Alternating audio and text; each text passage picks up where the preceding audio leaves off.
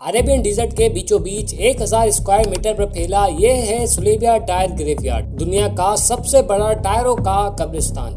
नाज़रीन, दुनिया में हर साल 150 करोड़ इस्तेमाल शुदा टायर प्रोड्यूस किए जाते हैं। अगर इस नंबर को कम करके देखा जाए तो गुजरते हुए हर एक मिनट में 2850 टायर यूज होकर फेंक दिए जाते हैं। आपको यहाँ बताते चले कि एक एवरेज टायर तकरीबन 30,000 से 40,000 किलोमीटर तक चल सकता है। इसके बाद ये टायर किसी काम का नहीं रहता और फिर ये टायर कुवैत में मौजूद टायर डंपिंग ग्रेवयार्ड तक पहुँच जाता है, क्योंकि यहाँ तकरीबन 20 सालों से इस्तेमाल शुदा टायर जमा किए जा रहे हैं। लेकिन अगर ये ग्रेवयार्ड किसी थर्ड वर्ल्ड या फिर डेवलपिंग कंट्रीज में होता तो समझ भी आता, मगर कुवैत जिसे दुनिया के अमीर तरीन कंट्रीज में से एक माना जाता है, तो फिर आखिर कुवैत इतने सारे टायरों का क्या करने वाला था और क्यों पिछले 20 सालों से दुनिया भर के टायरों को जमा कर रहा था।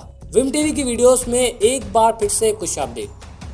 सबसे पहले तो आप अगर स्पेस इस ग्रेवयार्ड को देखें तो वो कुछ ऐसा दिखता है। अब आप सबका सवाल होगा कि टायर को रिसाइकल क्यों नहीं किया जाता। तो नाज़रीन, गाड़ियों के रिसाइकल मटेरियल को तो मेल्ट करके दोबारा इस्तेमाल किया जा सकता है, मगर टायर जो कि रबड़ और सल्फर को मिलाकर बनता है और इस प्रोसेस को रिवर्स नहीं किया जा सकता। लेकिन कई बार इस प्रोसेस को रिसाइकल करने से खतरनाक गैसेस प्रोड्यूस होती है, इसलिए ये प्रोसेस बाहर के तो कई कंट्रीज में तो इलीगल है और स्पेशली यूरोप में तो टायर को कचरे में फेंकना भी इलीगल है। इसीलिए वेस्टर्न कंट्रीज हर साल करोड़ों टायर से छुटकारा पाने के लिए इन्हें कुवैत भेज देती है, क्योंकि यहाँ पर 50 फीट के ऐसे गड्ढे बने हुए हैं जहाँ इन टायरों को मुसलसल डंप किया जा रहा है। नाज़रीन, कुवैत इन टायर का 1000 केजी एक दिनार में खरीदता है और उन्हें यहाँ स्टोर कर देता है। और जब कुवैत ये काम करता गया तो देखते ही देखते ये एक ग्रेवयार्ड की शक्ल इख्तियार कर गया, जिसको अब स्पेस से भी देखा जाने लगा। कुवैत गवर्नमेंट ऑफिशियल के मुताबिक इस पूरे ग्रेवयार्ड में करीब 7 करोड़ टायर मौजूद है। नाज़रीन, कुवैत एक रिच कंट्री है, इतना रिच कि यहाँ का एक यूनिट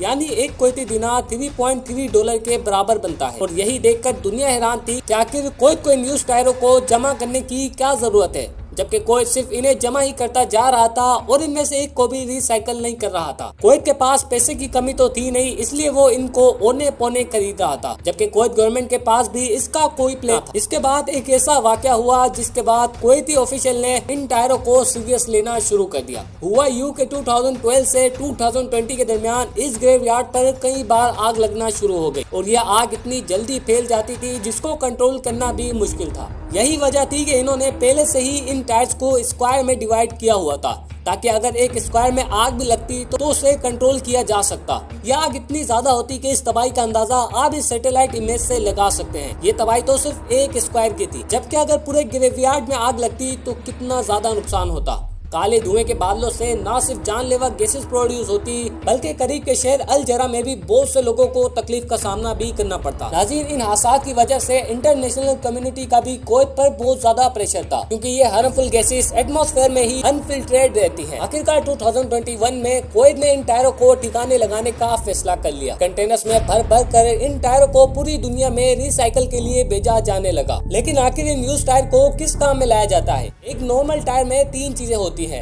कार्बन, रबड़ और स्टील वायर्स। सबसे पहले तो पेरालिसिस प्लांट की मदद से इनको मेल्ट किया जाता है और फिर रबड़ मेल्ट होकर गैस बन जाता है, जिसको ठंडा करके फ्यूल के तौर पर इस्तेमाल किया जाता है। इसके बाद पीछे बचता है कार्बन और स्टील वायर। कार्बन को हटाकर स्टील वायर को ठंडा करके रिसाइकल फैसिलिटी में भेज दिया जाता है। इसके अलावा भी टायर्स को रिसाइकल करने के बहुत से तरीके आ चुके हैं। इनमें से एक तो है श्रेडिंग। टायर को श्रेड करके पाउडर की फॉर्म में लाया जाता है, जिससे कंस्ट्रक्शन में इस्तेमाल होने वाले रबर टाइल बनाए जाते हैं। कुछ सालों पहले इस तरह से दिखने वाला सुलेबिया टायर ग्रेवयार्ड 2021 में पूरी तरह से खाली हो चुका था, लेकिन अब भी 4 अरब टायर दुनिया के मुख्तलिफ कंट्रीज में डंप हो रखे हैं।